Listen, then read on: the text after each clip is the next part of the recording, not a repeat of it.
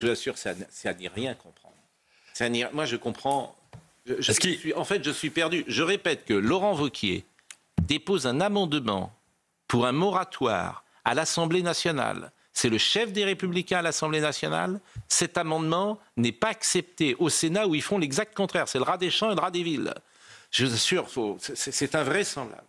La première chose à rappeler, c'est que toute cette affaire politicienne, elle a un impact fondamental. C'est une explosion des factures d'électricité des Français, multiplication par 2, et un coût de 300 milliards d'euros, qui représente 10% du déficit et de la dette française. Donc derrière, il faut comprendre que cet enjeu qui est au cœur de ce débat intra-républicain, c'est l'explosion de la facture des Français. Les Français doivent réaliser ce point-là. Si on multiplie les éoliennes, les panneaux solaires, les éoliennes terrestres et les éoliennes en mer, comme le souhaitent les sénateurs républicains, les Français en subiront les conséquences. Vous avez reçu Bernard Accoyer et Xavier Moreno la semaine dernière qui expliquaient que la facture d'électricité avait déjà été multipliée par 2 en 15 ans. Eh bien, la facture d'électricité va à nouveau être multipliée par 2. Ça veut dire qu'elle va être multipliée par 4. Mais pourquoi pour financer les lobbies, la filière éolienne, tout simplement. Je vous ai présenté comme un expert en politique énergétique.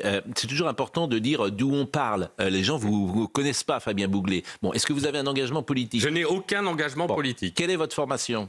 Moi, je suis juriste avec un bac scientifique. D'accord. Voilà. J'ai écrit 3 livres. Oui. Éolienne, la face noire de la transition écologique, Nucléaire, les vérités cachées et Guerre de l'énergie, qui ont tous été des succès de librairie. D'accord. Vous n'avez aucun intérêt personnel. Je n'ai aucun conflit d'intérêt. Voilà, je suis lobbyiste, Pascal Praud. Je suis lobbyiste de la France pour la souveraineté énergétique de la France. Oui. J'interviens bénévolement depuis 15 ans sur le sujet. Mais quel est l'intérêt des Républicains d'abord d'aller contre leurs sympathisants, parce que les sympathisants républicains sont très hostiles à l'éolienne. Il y a eu un sondage qui a été publié en 2000. Quel est leur intérêt, puisque même Laurent Wauquiez, je n'arrive pas à comprendre. C'est-à-dire que ça coûte plus cher.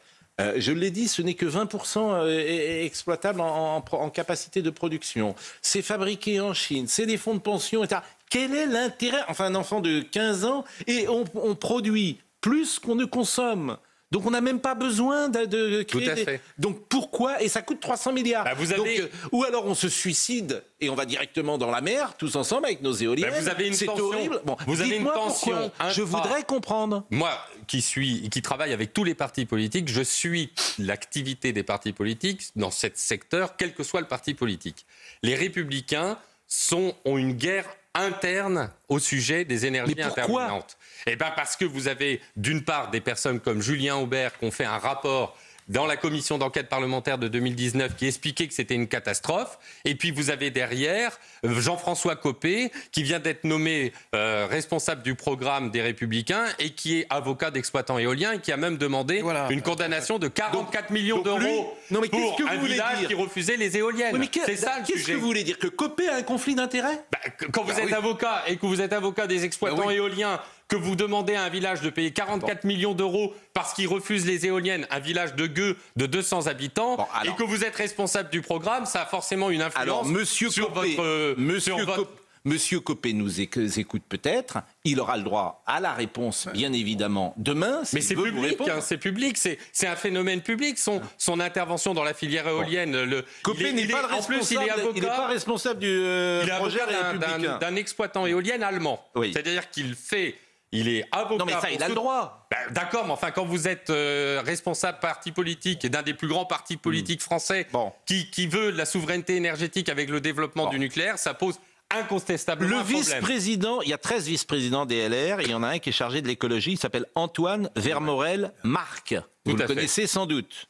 Bon, lui, visiblement, il a voté conforme la loi portée par les écologistes qui pénalise nombre de nos industriels, la loi sur le PFAS. Il l'a voté. Il fait partie des 5 abstentions LR sur le vote PJL de simplification de la vie économique, car il regrettait la suppression des ZFE et l'assouplissement du ZAN. C'est vrai ? Il a publié une tribune dans l'opinion demandant le développement des éoliennes en disant que les LR devaient renouer avec l'écologie. Et c'est le monsieur écologie de Bruno Retailleau. C'est le monsieur écologie de Bruno Retailleau. Bruno Retailleau, il n'est pas sur cette ligne-là. Je le sais, j'ai fait une intervention avec lui dans une vidéo. Donc c'est ça qui est incompréhensible. Ils sont en train de... Et moi, je l'ai appelé Bruno Retailleau sur ce sujet. Il m'a dit, je ne suis pas sur la ligne de mon vice-président. Il ne l'a pas dit comme ça. Mais il m'a dit, c'est moi la ligne. Oui, et ben le Sénat vient de dire qu'ils allaient multiplier les éoliennes en mer. Le Sénat républicain. Donc rappelons que comme Bruno Retailleau est l'ancien président du groupe LR au Sénat. Ça veut dire que c'est une clarification. Mais vous ne m'avez pas répondu à la question. Pourquoi Parce que vous avez le syndicat des énergies renouvelables et le France Renouvelable qui font une pression d'enfer auprès des sénateurs. Mais j'entends parce bien. qu'ils veulent garder leur Mais les Républicains, quel est leur intérêt ? Puisque leurs sympathisants, ils sont en train de faire un boulevard au Rassemblement national. Mais rappelez-vous que Valérie Pécresse a fait 4,7% et elle était pro-éolienne. Son mari avait vendu les éoliennes en mer au large des côtes françaises. Oui, alors, donc, si vous voulez... alors ce que vous venez de dire là, je n'ai jamais utilisé cet argument. Parce que son mari, c'est son mari. Bah oui, mais bon, le problème, c'est que politiquement, c'est elle qui avait assuré le développement des éoliennes en mer. Son mari, effectivement, dirige une société d'exploitation. Bon, mais j'ai jamais utilisé cet argument. Parce que ça a été écrit dans la presse. Hein. Oui, mais moi, je ne l'ai pas utilisé. Je ne veux pas mettre un lien de rapport. Parce qu'en fait, c'est créer la suspicion sur Valérie Pécresse et sur, son intérêt pour l'éolienne. Donc, je ne veux pas. Non, je voulais dire, d'abord... C'est invraisemblable. Hein. Précision quand même que si la droite, si les Républicains veulent faire voter pour le Rassemblement national, alors faut vraiment pas qu'ils s'y prennent autrement. Alors, d'abord, dans un premier temps, ça vous aurait pas échappé que les sénateurs ne sont pas élus de la même manière que les députés. Pour répondre à votre argument sur les sympathisants LR, ça peut expliquer en partie la différence d'appréciation. Ensuite, ce qu'a dit le France Renouvelable, c'est qu'il y aurait énormément d'entreprises sur le carreau en cas de moratoire. Je reprends l'argument qui a été utilisé par les sénateurs en disant... Si on arrête demain les éoliennes, il y aura beaucoup d'entreprises qui seront sur le carreau parce qu'il y aura une casse sociale. Mais je veux bien entendre. Si je peux me permettre. Dernier argument, Pascal, c'est l'Europe. L'Europe nous impose quand même. Mais Laurent Wauquiez, je le répète. Une partie de renouvelable dans notre énergie. J'ai vu ça au Sénat. J'ai vu cet argument hier soir. Effectivement, Thomas Bonnet, que quelqu'un a pris la parole en disant je ne sais pas si à l'Assemblée nationale, ils se sont rendus compte de la casse sociale. Mais c'est Laurent Wauquiez. C'est pas moi qui ai pris l'amendement, c'est Laurent Wauquiez qui veut le. Est-ce que moi je voudrais rajouter quelque chose. Pascal Pro, je voudrais rajouter quelque chose. Oui. On dit qu'on va sacrifier 350 entreprises, mais c'est le sacrifice des Français. Qu'est-ce qui compte le plus ? Les consommateurs d'électricité qui payent sur leur facture des taxes. On est sûr que ça on n'est pas sûr. Si les Républicains. Comment on est sûr que ça double la facture, l'éolienne en mer ? C'est très simple. Vous avez un document de la Commission de régulation de l'énergie qui explique que toutes les énergies renouvelables intermittentes ont coûté en 2025 9 milliards d'euros. Si on extrapole avec la multiplication par 50 des éoliennes en mer, comme veut le gouvernement, par 2 les éoliennes terrestres et par 4 les panneaux solaires, les subventions sur les éoliennes, ça va coûter 150 milliards d'euros à peu près, et les raccordements de ces éoliennes et de ces panneaux solaires vont coûter approximativement 150 milliards. On parle de 300 milliards minimum. Je vous assure. On parle de 300 milliards minimum. On a tous découvert ce sujet. Alors, moi, je dis toujours la même chose. Je fais confiance à Henri Proglio et j'ai lu le papier de Pierre Vermeuren hier qui est remarquable dans le Figaro. Et ceux qui connaissent sont sur votre position. Mais on a publié une tribune. On a publié une tribune qui s'appelle Nous dénonçons, qui est un j'accuse énergétique. Vous m'avez reçu sur le sujet, avec 10 anciens dirigeants de la filière énergétique pour dire la programmation telle qu'elle existe doit être stoppée dans les plus brefs délais. Je suis d'accord avec vous. Et alors, je dis 10 000 fois maintenant par an cette expression, ouvrir le capot. Et quand tu ouvres le capot, parce qu'on connaît mal ces sujets-là. Bien sûr. On les connaît mal, on les découvre. Mais enfin, ils sont... C'est invraisemblable. Enfin, c'est l'argent des Français. Mais Pascal, ce qui est extraordinaire, c'est que vous découvrez... Gilbert Collard. C'est que vous découvrez, vous, que les Républicains sont complètement à l'ouest, quoi. Mais pas tous, puisque Laurent Wauquiez n'est pas sur cette position. D'accord, mais il y a aucune... Et Bruno Retailleau non plus. Bruno Retailleau n'est pas... Oui, mais il semble en minorité. Pardon, il a dit quelque chose. Oui, mais Bruno Retailleau, c'est le président. Non, mais il a dit quelque chose d'essentiel. Excusez-moi, c'est le président des Républicains, il n'est pas d'accord. Lors de la loi d'accélération des renouvelables en 2022, Bruno Retailleau avait été mis en minorité. Il a dit quelque chose. Coupez un peu l'éolienne, 30 secondes. Il a dit quelque chose d'important tout à l'heure. Il a parlé, et malheureusement, comme il parle beaucoup, on ne l'a pas entendu. Il a parlé des lobbies. La France est entre les mains des lobbies. Et on n'imagine pas la puissance d'intervention de ces mécanismes de captation des personnes, des voix. Bon, le lobby des éoliennes, c'est colossal. Bon, c'est ce qui explique qu'il peut y avoir à l'intérieur d'un même mouvement politique des divisions qui, une fois qu'elles sont analysées intelligemment, comme vous le faites sur le plan politique, apparaissent incompréhensibles. Mais derrière, on a toute une machinerie d'intérêts, d'argent qui fonctionne. Et c'est la France d'aujourd'hui, ça. On a Bruno Retailleau, ça commence au Parlement européen. Mais Bruno Retailleau peut prendre l'Europe. Voilà. Vous n'avez pas de vue que ça commence au Parlement européen. Gilbert, vous avez dit quelque chose. Bruno Retailleau a été mis en minorité sur les éoliennes dans son mouvement. En 2022, j'ai fait une vidéo qui est sur YouTube avec Bruno Retailleau pour la loi d'accélération des renouvelables. C'était déjà encore une loi d'accélération des renouvelables. Ça commence au Parlement européen, ça. Bruno Retailleau s'était engagé à éloigner à 40 km des côtes les éoliennes en mer et à créer un droit de veto des maires, pour que les maires puissent dire non dans leur commune. Eh bien, quand il l'a défendu en commission, en séance, à l'initiative de la députée Sophia Primas, qui est aujourd'hui porte-parole du gouvernement, eh bien, Bruno Retailleau a été mis en minorité. Et le groupe LR a soutenu la loi du gouvernement d'Agnès Pannier-Runacher. Sur ce sujet, en fait, c'est vraiment très grave ce qui se passe. Avec Vincent, on voit régulièrement cette baie de la Baule massacrée. Bien sûr. Et demain, ça va être Noirmoutier. On a l'impression qu'ils ont jeté comme ça les éoliennes n'importe comment. Ils ont tué la biodiversité. Les petits pêcheurs. Eh ben, c'est 50. Ce que vous avez là, c'est 50 fois ça. C'est-à-dire que vous avez horrible. 50 équivalents de ce que vous... C'est toute la Bretagne Sud. C'est horrible. Juste un mot. Vincent les lobbyistes, juste un mot. Vincent, vous savez combien il y en a à Bruxelles ? Oui. Il y a 50 000 lobbyistes recensés, inscrits, pas clandestins, officiels. Sur une liste, hein. 50 000 qui, du matin au soir, cherchent à influer pour la défense de leurs intérêts particuliers, sur les décisions prises, les décrets, les règlements, ce que fait le Parlement et la Commission européenne. 50 000. Ils sont pas inutiles. Un café une fois, il y a un lobbyiste qui me voit. Ils ne brassent pas de l'air, ils ne discutent pas en général. Et Vincent, moi, ça ne me dérange pas qu'il y ait des lobbyistes, mais qu'on les écoute. C'est ça qui me dérange. Que les gens fassent pression, mais qu'on les écoute. Capot, vous avez 50 000 types qui en sortent. C'est un petit peu intéressant, non ? J'ai envie de dire, c'est le jeu. Que les gens fassent pression, ça ne me dérange pas. Mais en revanche, que les politiques subissent la pression, ça me dérange.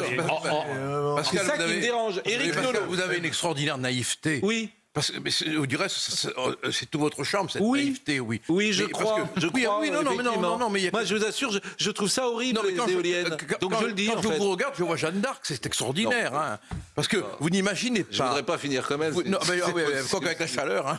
Bon, vous n'imaginez pas... Oui, excusez-moi. Vous n'imaginez pas... Oui, mais non, c'est pas bon. Vous n'imaginez pas ce que les lobbyistes peuvent faire au Parlement européen. J'ai compris. Bon, j'ai compris. Mais en tout cas, écoutez, Bruno Retailleau est un homme courageux, intègre, intelligent, qui connaît ces sujets-là. Je lui fais confiance. Mais je lui fais confiance. Pascal Pro, je voudrais finir sur ce point. Je lui fais confiance. Pascal Pro, je voudrais finir sur ce point. Oui. Avec Alexandre Jardin, qui a lancé le mouvement des gueux, qui s'est emparé du sujet de l'électricité. Il faut bien comprendre que si les Républicains continuent dans la voie la semaine prochaine au Sénat, ils vont avoir une résistance sociale à la rentrée qui va être considérable. Et ils en porteront la responsabilité. Les Républicains. J'ai rien contre eux particulièrement. C'est pour ça qu'on attend une clarification. De toute façon, il n'y a que nous qui en parlons de ce sujet, comme on en parle ce matin. Je sais qu'on a un petit peu écouté. Bon, il y aura une clarification. Il y a quand même une réalité, juste d'un mot. Oui.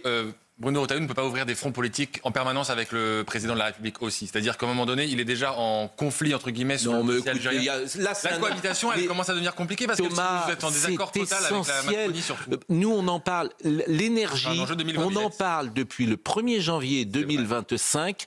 On en parle beaucoup. La commission d'enquête, on l'a suivie. On a écouté Proglio. On est sans doute la chaîne qui a le plus consacré de minutes d'antenne à ces experts. C'est un enjeu 2027. Voilà, et c'est pas politique que je sache. Il n'y a pas de comment dire là. C'est pas politique de dire ça. C'est de penser aux Français qu'on ne double pas la facture. Pardonnez-moi. Moi, j'ai pas d'intérêt dans le nucléaire ou dans l'éolienne. Non, mais bon, la question, c'est quand même de savoir qui dirige les Républicains, en effet, parce que si les troupes ne suivent pas. Ensuite, politiquement, c'est quand même assez désespérant parce qu'à gauche, l'écologie est prise en otage par l'idéologie et à droite, si j'ai bien compris, par les intérêts privés. Donc, en fait, l'écologie, dans tous les cas, est un prétexte. Éric Nolot, je voudrais vous préciser une chose. Il faut bien comprendre que l'argent qui est ponctionné sur les factures d'électricité vient à des exploitants éoliens et vient à des fonds de pension de retraite canadien ou américain, BlackRock par exemple. Et donc ça veut dire, en quelque sorte, au moment où les Français ont du mal à financer leur retraite, financent la retraite des étrangers alors qu'ils ont du mal à financer eux-mêmes leur propre retraite. C'est ça le problème, l'enjeu des éoliennes. Les Républicains ouvrent un boulevard au Rassemblement national. Ça fait 40 ans que ça dure. Il n'y a pas de raison que ça s'arrête. Il est clair que sur le sujet de l'énergie, c'est une réalité. Ça fait 40 ans sur tous les sujets qu'ils ouvrent un boulevard au Rassemblement national. Sur la sécurité, sur l'immigration, sur tous les sujets. Leur électorat, il est passé au Rassemblement national. Qu'ils continuent, c'est leur problème. Ils étaient à moins de 5% la dernière fois. S'ils veulent encore perdre, qu'ils continuent. Mais s'ils ont envie de gagner, peut-être doivent-ils penser différemment. Merci. En revanche, on est avec Patrick Marlière, météorologue. Et là, on l'a appelé ce matin parce qu'on a envie de précision et de chiffres très clairs. Bonjour, monsieur Marlière. Donc, je vous ai appelé ce matin et je vous ai posé les questions les plus simples du monde, comme toujours, pour évaluer. J'ai pris une ville au hasard, Paris. Et je vous ai demandé de me dire le nombre de jours entre 1950... D'abord, entre 1900 et 1950, le nombre de jours à Paris où il a fait plus de 30 degrés entre 1900 et 1950. Est-ce qu'on a précisément le nombre de jours et je vais le noter? Alors, le nombre de jours pendant cette première période du siècle dernier, on était entre 5 et 7 jours par an à Paris où le mercure dépassait les 30 degrés. Donc ça, je le note. Au-dessus de 35 degrés, combien de jours entre 1900 et 1950? Là, on était autour de 1 jour par an où on dépassait les 35 degrés. Bon. Mais il y avait eu une canicule en 1911, je croyais, qui avait été importante, mais elle est dans les... on n'avait pas des... C'est une canicule qui était en dessous de 30 degrés, manifestement. C'est-à-dire que oui, il y a eu peut-être un pic de chaleur, une journée où on a dépassé ce seuil. De toute façon, à chaque fois qu'on parle de ça, on retrouve tous dans notre histoire personnelle un jour où il a fait chaud dans notre enfance. Bon, deuxième chose, cette fois entre 1950 et 2000, nombre de jours à Paris... au-dessus de 30 degrés. On était donc à 5 à 7 jours entre 1900 et 1950. Entre 1950 et 2000, combien de jours au-dessus de 30 degrés? Là, on dépasse les 7 à 8 jours par an où on est supérieur à 30 degrés. Pendant cette période, jusqu'aux années 2000. On a eu dans cette année 76, ça en fait partie. D'accord. Et au-dessus de 35 degrés, on était à un jour entre 1900 et 1950. Il y a eu combien de jours à Paris au-dessus de 35 degrés entre 1950 et 2000? Pareil, on est entre 1 et au maximum 2 jours. Et alors, depuis 2000, et c'est ça qui m'intéresse, combien de journées à Paris au-dessus de 30 degrés depuis l'année 2000? Si on fait la moyenne entre 2000 et 2020, on est à 14 jours. On a doublé les chiffres de jours à plus de 30 degrés sur Paris. Et ensuite, pour les jours à plus de 35 degrés, on est passé de 1 à 2 jours à 5 jours par an. Bon, alors ça c'est clair. Bon, là c'est voilà. Donc il y a un réchauffement sur la ville de Paris entre 1900 et 2025. C'est incontestable. Puis, alors maintenant on se projette. Est-ce qu'on peut d'abord, est-ce qu'on a la capacité à se projeter, par exemple en 2050, est-ce qu'on est capable de dire, il y avait 14 jours au-dessus de 30 degrés en ce moment, il y en aura 35 jours par exemple. Est-ce qu'on est capable de savoir ça? Alors déjà pour cette année, on vient depuis le début du mois de mai, là, ça fait 12 jours déjà supérieurs à 30 degrés et 3 jours supérieurs à 35 degrés depuis le début du mois de mai. L'été ne fait que commencer. Donc, à Paris, on a 12 jours au-dessus de 30 degrés à Paris? On est à 12 jours déjà. D'accord. À plus de 30 degrés à Paris depuis le 1er mai.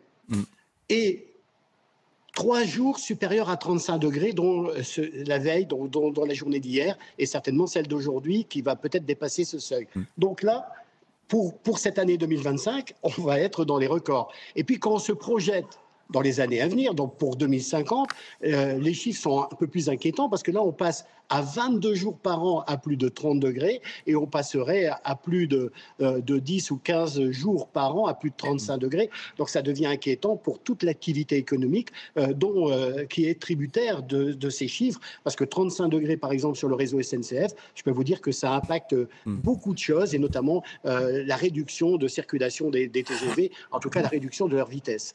Eh bien écoutez, c'est pour ça que je voulais que vous soyez là ce matin, parce que ce que vous dites est imparable et c'est bien de savoir cela. Alors après, Que faut-il faire? Ça, c'est encore. Il y a intérêt à faire quelque chose. Parce que, moi, je prends beaucoup le métro. Je peux vous dire que le métro est absolument pas adapté à ces pics de chaleur. Très, très peu. Vous le prenez assez peu, Sarah, je crois. Pas. J'ai vu le reportage où vous le preniez pour la première fois.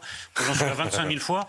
Et je peux vous dire que. Vous pouvez éviter les attaques personnelles. Non, c'est pas ça. C'est mis en scène dans le documentaire. C'est vrai. François m'a filmé au Trocadéro en train de prendre le métro. Non, mais ça dépasse 30-35 degrés dans les rames. Mais vous avez vu déjà la polémique qui se met sur la climatisation. La une de nos amis de Libération ce matin, qui ne sont pas d'ailleurs nos amis, je vais vous dire, climaticide. Non, mais d'un point de vue écologique, il faut tout climatiser dans le métro. C'est la seule manière de convaincre les gens de le prendre. Parce que là, c'est impossible. Il y a des lignes où, avec la chaleur, il y a beaucoup d'incidents entre les voyageurs. Il y a quand même des gens qui tournent de l'œil. Le métro n'est absolument pas adapté à ce que nous a annoncé ce climatologue. Bon, vous avez entendu en tout cas le Carillon et Thomas Hill. Vous voyez, Thomas, nous avons voulu apporter.